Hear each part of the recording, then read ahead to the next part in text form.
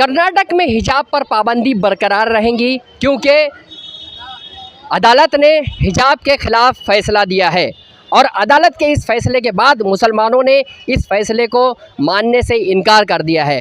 उनका कहना है कि हिजाब जो है एक इस्लामी जुज़ है और इससे इनकार नहीं किया जा सकता, जबकि अदालत ने ये कहा है कि हिजाब से मुताल्लिक़ फ़ैसला जो है वो स्कूलें अपने तौर पर कर सकती हैं।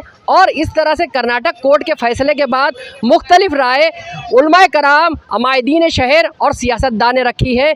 अबू आसिम आज़मी ने कहा है कि हिजाब जो है इस्लाम का एक हिस्सा है और हिजाब जो है इससे हम जो है वो मुनकर नहीं हो सकते, जबकि उन्होंने ये भी कहा है कि जिस तरह से सरदार को पगड़ी पहनने की इजाज़त है उसी तरह से हमें भी दस्तूर ने इजाज़त दी है अपने मनपसंद कपड़े पहनने की, अपने मनपसंद खाने खाने की और तमाम चीज़ें जो हमको अच्छी लगती है वो करने की। बज़ाहिर ये है कि हिजाब पर जो है सियासत अब गहरा रही है।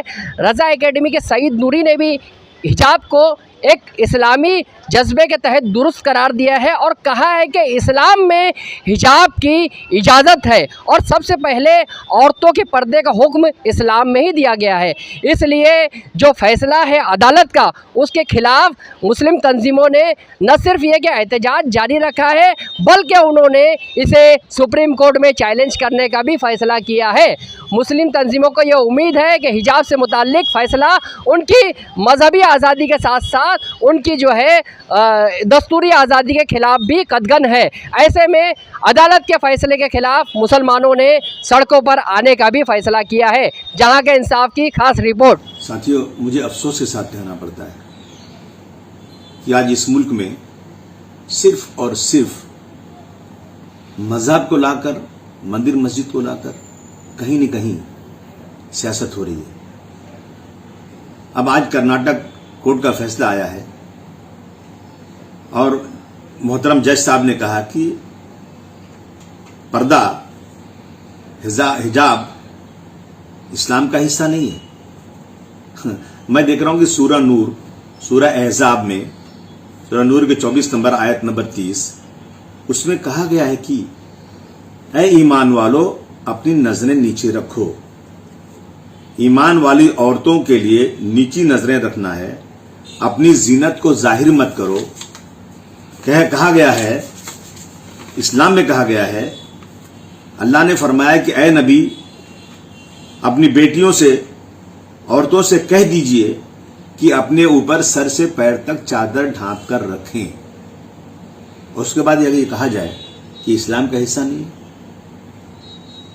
मैं समझता हूं कि हम स्कूल के यूनिफॉर्म का पूरा आदर और सम्मान करते हैं, लेकिन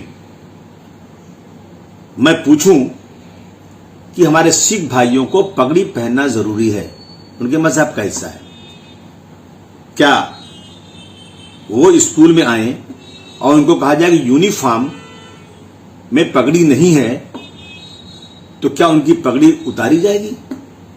बिल्कुल नहीं। मजहब एक जरूरी चीज है। सरकारें आती जाती रहती हैं, संविधान में बदलाव होता रहता है, अमेंडमेंट होता रहता है। हम असेंबली में बैठते हैं, पार्लियामेंट में बैठते हैं, हमेशा अमेंडमेंट आता है संविधान के अंदर। लेकिन मजहब का जो संविधान है ना, चाहे हिंदू का या मुसलमान का हो, एक बार लिखा गया है। वो मैं इस जजमेंट को बिल्कुल मानने को तैयार नहीं हूं।